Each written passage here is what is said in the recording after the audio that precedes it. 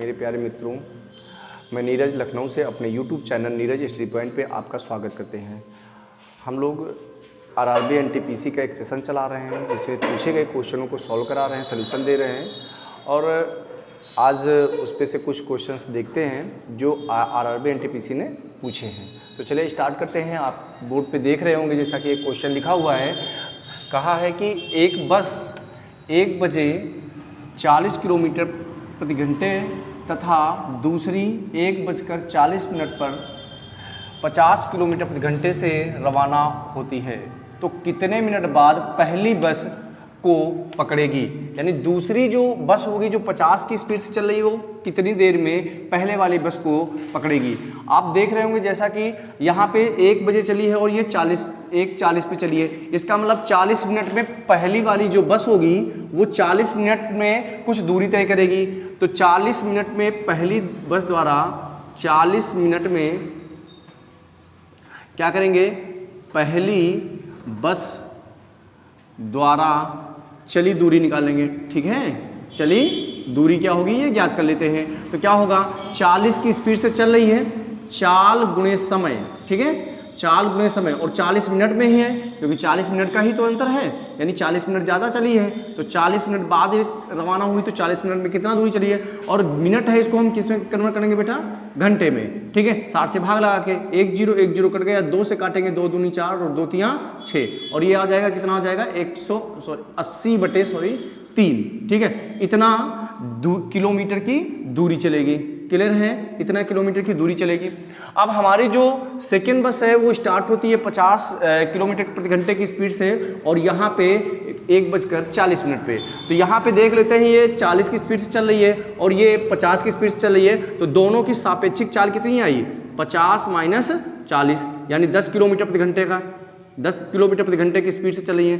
तो इनको पकड़ने में लगा समय क्या होगा? लगा समय क्या होगा? यहाँ पे बेटा समझना, लगे समय क्या होगा? चली गई दूरी बटे सापेक्षिक चाल यानी 80/3 और बटे कितना करेंगे? 10। यानी इसको सॉल्व करेंगे तो 80/3 × 10, 0 से 0 कट गया यानी 8/3 ये घंटा आएगा और हमारा जो ऑप्शन दे रखा था वो मिनट में दे रखा था, तो इसको क्या करेंगे? 60 से गुणा करेंगे। ठीक है, तो ये मिनट में कन्वर्ट हो जाएगा और यहाँ पे आ जाएगा कितना हो जाएगा? ये 20 हो जाएगा। ठीक है, और 160 मिनट। इसका राइट आंसर कितना आ जाएगा? 160 मिनट। क्लियर है? या इसको हम और अच्छे तरीके से कैसे कर सकते हैं, ध्यान से समझना। इसको हम थोड़ा सा और इजी बनाते हैं। क्या करना है? 40 मिनट में चली गई दूरी, ये मन में ही सॉल्व करेंगे। 40 चौके 40 × 40 कितना हुआ? ये हो जाएगा हमारा 40 × 40, ये सॉल्व कर लेंगे। ठीक है, 40 × 40 और इसको डिवाइड कर देंगे बेटा किससे? यहाँ पे इन दोनों के बीच के गैप से, यानी 40 किलोमीटर की स्पीड से ये चल रही है, 50 की स्पीड से ये चल रही है, तो दोनों के बीच का अंतर कितना आया? 10 आया है और 10 से डिवाइड कर देंगे तो भी हमारा आंसर आएगा कितना बेटा? 160 मिनट। क्लियर है? 160 मिनट में ये पकड़ी जाएगी। क्लियर? चलिए तो अगला क्वेश्चन देख लेते हैं। एक और क्वेश्चन पूछा था आरआरबी एनटीपीसी ने, किसी वस्तु को 190 रुपए पर बेचने पर 9.5% की हानि होती है, तो वस्तु का क्रय मूल्य ज्ञात कीजिए। तो बेटा यहाँ पे आप समझिए, हमें हानि हो रही है 9.5% की और बेचा जा रहा है 190 रुपए में। इसका मतलब 9.5% की हम फ्रैक्शन वैल्यू बना लेते हैं। 9.5% की फ्रैक्शन वैल्यू होती है 9.5 / 100। यहाँ से पॉइंट हटाएंगे तो ये 0 आ जाएगा। ठीक है, इसको 5 से डिवाइड करेंगे तो 5 दूनी 10 यानी 200 हो गया है और ये 5 19 पंचे 95 19 आया। यानी कि अगर किसी वस्तु की जो लागत कीमत या क्रय मूल्य अगर कितना है? 200 रुपया है, क्रय कितना है? 200 रुपया है, तो उस पर हानि कितनी हुई बेटा? हानि हो गई है 19 रुपया। ठीक है, तो इसका मतलब है विक्रय कितना किया, यानी सेलिंग प्राइस उसकी कितनी आ जाएगी? सेलिंग प्राइस कितनी आ जाएगी? सेलिंग प्राइस होगी कास्ट प्राइस में से, यदि हम क्या कर दें, अगर हम नुकसान को घटा देते हैं तो यहाँ पे आ जाएगा कितना? 181।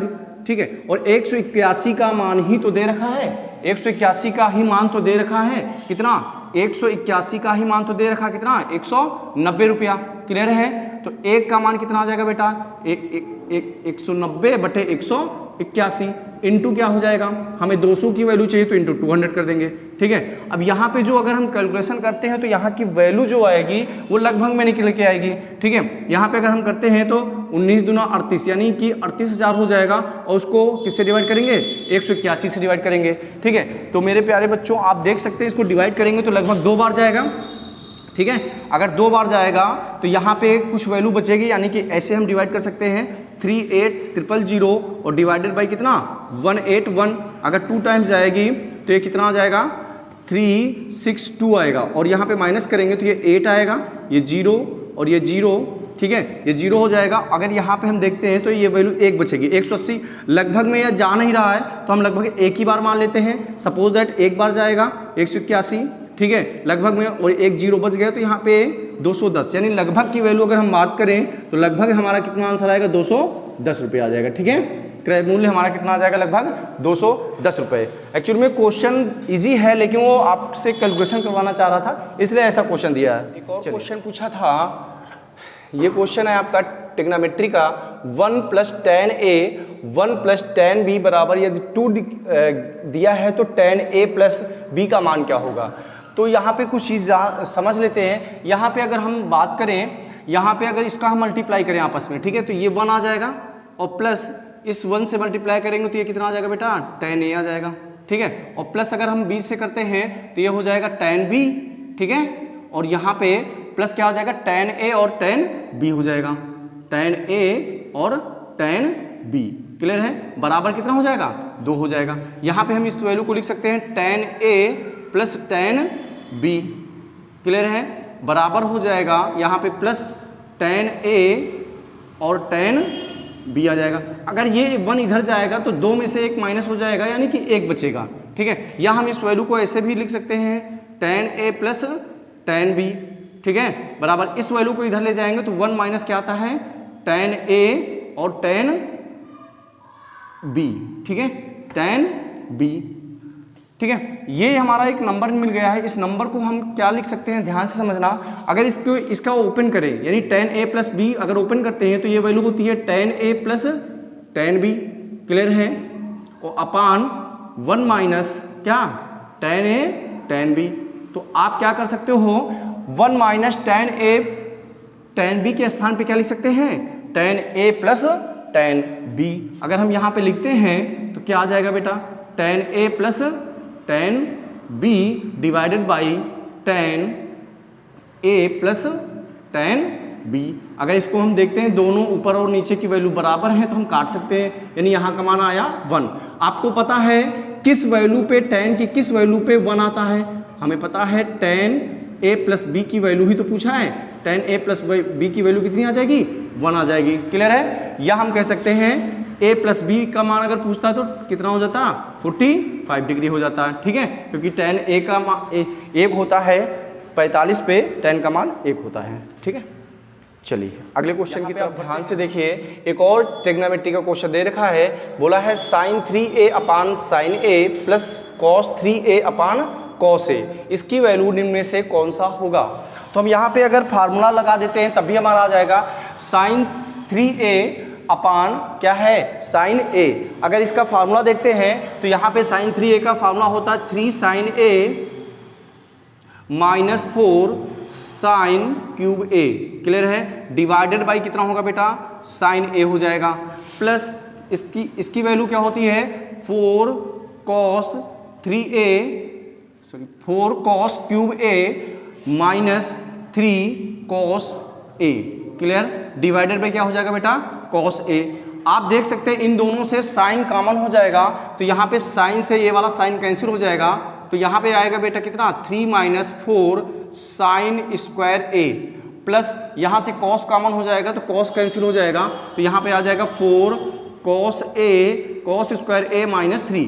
तो इस माइनस से ये प्लस कैंसिल आउट हो जाएगा, ठीक है, इस माइनस से ये प्लस कैंसिल आउट हो जाएगा और यहाँ पे बनेगा 4 कॉमन हो जाएगा। इसको हम लिख सकते हैं कितना cos स्क्वायर A माइनस क्या sin स्क्वायर A। और आपको पता है इसका आंसर क्या होता है, ये लिखा हुआ कितना बेटा cos 2A, क्लियर है। हम बाई फार्मूला इस तरीके से सॉल्व कर सकते हैं। या एक और मेथड है, उस मेथड को यूज कर सकते हैं। ध्यान से समझना, इसी में से देख लेते हैं। अगर हम यहाँ पे ए की वैल्यू कॉस या ए की वैल्यू हम कितना पुट कर देते हैं 30 डिग्री। अगर ए की वैल्यू 30 हो जाती है तो यहाँ पे साइन 3a है, तो यहाँ पे आ जाएगा हमारा कितना, साइन 3a है तो साइन 30 गुणे 3 कितना हुआ 90 अपान साइन कितना हो जाएगा 30 हो जाएगा, और प्लस यहाँ पे आ जाएगा कॉस कितना 90 डिवाइड बाई कॉस 30 हो जाएगा। क्लियर है? साइन 90 का मान 1 होता है और साइन 30 का मान 1/2 होता है, और कॉस 90 होता है 0, और इसकी वैल्यू आप होती है √3 बटे कितना 2 होती है। अगर इसको कैलकुलेट करेंगे तो ये 0 ही आ जाएगी, और ये वैल्यू ऊपर चली जाएगी, अर्थात यहाँ का आंसर क्या आ जाएगा 2 आ जाएगा। ठीक है, हमें इस ऑप्शन में चेक करना है कि कहाँ पे हम कॉस ए की वैल्यू रख दें कि 30 डिग्री रखने पे ए का मान कितना आ जाए 2 आ जाए। तो हम यहाँ पे अगर देखते हैं इस वाले ऑप्शन में, तो यहाँ पे देखते हैं 4 cos 2 इंटू कितना बेटा 30, तो यहाँ पे 4 यहाँ पे आ जाएगा cos 60, और cos 60 का मान बेटा कितना होता है, cos 60 का मान होता है बेटा 1/2, तो 2 से काटेंगे तो 2 ही तो आया, यानी कि हमारी वैल्यू क्या हो रही है, इक्वल आ रही है, 30 रखने पे लाई कर रहा है। इसका मतलब है हमारा आंसर क्या होगा 4 cos 2a। ठीक है, तो दोनों पैटर्न आपको बेटा समझ में आए होंगे अच्छे से। चलिए एक और क्वेश्चन आया हुआ है हमारे इसी ट्रिग्नोमेट्री से, उस पर हाई बच्चों एक लास्ट क्वेश्चन देख लेते हैं आज RRB NTPC के द्वारा जो दिया गया है। नया पैटर्न है, एक मीनार एक प्रेक्षक के साथ 30 डिग्री का उन्नयन कोण बनाते हैं। मीनार की ओर 30 मीटर चलने के बाद यह 60 डिग्री का हो जाता है, तो पूछा है मीनार की ऊंचाई क्या होगी। तो ध्यान से समझना, सबसे पहले इस पे होता है आपको फिगर ड्रा करना है, तो ध्यान समझना। सपोज दैट ये मीनार है और यहाँ कहीं पे प्रेक्षक बैठा हुआ है, यानी कि मीनार हमारी ए है। अगर हमारी ये मीनार है, ठीक है, और यहाँ कहीं पे प्रेक्षक बैठा हुआ है, तो अगर हम सपोज कर लेते हैं कि ए है और ये बी है, और बी पर ही मीनार खड़ी हुई है, यानी सी पॉइंट है। ठीक है, अगर यहाँ से क्या देख रहा है, एक प्रेक्षक देख रहा है, तो इसकी आंख के द्वारा निर्मित कोण कितना है, उन्नयन कोण 30 डिग्री का है। बोला है कि अगर ये मीनार की तरफ चले कितना 30 मीटर, सपोज दैट चलते चलते यहाँ डी पॉइंट पे आ गया है और 30 मीटर चला है। कितना मीटर चला है बेटा, 30 मीटर चला है इधर से यहाँ तक, और यहाँ पे देखा तो उसका उन्नयन कोण कितना हो रहा है, 60 डिग्री हो रहा है। ठीक है, आपसे पूछा है कि बताइए मीनार की ऊंचाई, तो सपोज हम मीनार की ऊंचाई कितनी मान लेते हैं, h मान लेते हैं, और यहाँ की यहाँ से यहाँ के बीच की दूरी कितनी मान लेते हैं, x। तो सबसे पहले बेटा हम लगाएंगे tan 60। अगर tan 60 लगाते हैं तो क्या होता है, tan का रूल होता है लंब बटे आधार, यानी h बाई क्या x, और tan 60 का मान होता है √3। क्लियर है, h बाई x हो जाएगा, तो x का मान क्या आ जाएगा, h अपान √3 हो जाएगा। ठीक है, h अपान इस वैल्यू को इधर ले आएंगे और इस वैल्यू को इधर ले जाएंगे।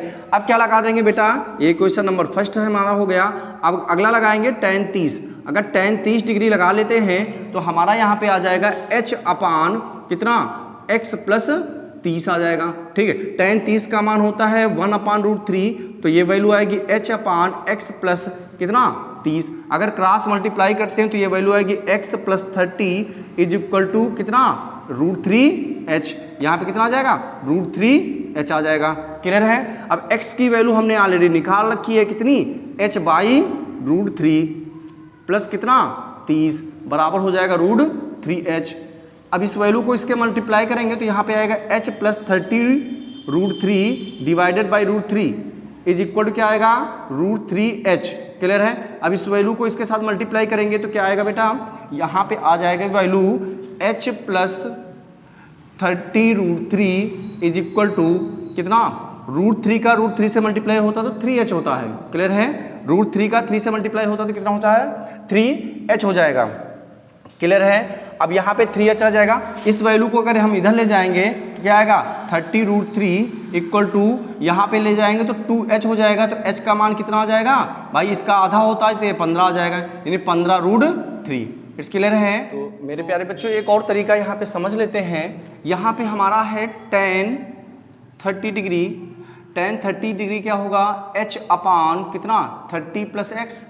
ठीक है, और यहाँ पे अगर tan 30 एक है हमारा tan 60, tan 60 हम देखेंगे तो h अपान कितना आ जाएगा x। यहाँ पे दोनों की वैल्यू को आपस में डिवाइड कर देते हैं तो हमारा क्या होगा वैल्यू, यहाँ पे tan 30 का मान होता है 1/√3 और इसकी वैल्यू होती है √3। क्लियर है, इज इक्वल टू हमारा मान आ जाएगा कितना बेटा, यहाँ पे हो जाएगा h/30 + x और इस वैल्यू से डिवाइड करेंगे तो ये मल्टीप्लाई होगा और ये ऊपर चली जाएगी, x आ जाएगा, h से h क्या हो जाएगा, कैंसिल हो जाएगा। यहाँ पे आ जाएगा, यहाँ की वैल्यू को अगर हम सॉल्व करते हैं तो 1/√3 × √3 यानी 3 आ जाएगा बराबर x अपान कितना हो जाएगा 30 + x हो जाएगा। क्रॉस मल्टीप्लाई करते हैं तो क्रॉस मल्टीप्लाई करने पे आता है हमारे 30 + x is equal to 3x। तो x की वैल्यू हमारी बेटा कितना आएगा 30/2 आ जाएगा अर्थात 15 आ जाएगा। क्लियर है, अगर ये 15 है x की वैल्यू तो h की वैल्यू तो चाहिए हमें, तो h की वैल्यू क्या आ जाएगी, इस पे वैल्यू मान पुट कर दें x का मान, तो tan 60 बराबर हो जाएगा h/x का मान 15 निकाला है, इसका मान कितना आया √3।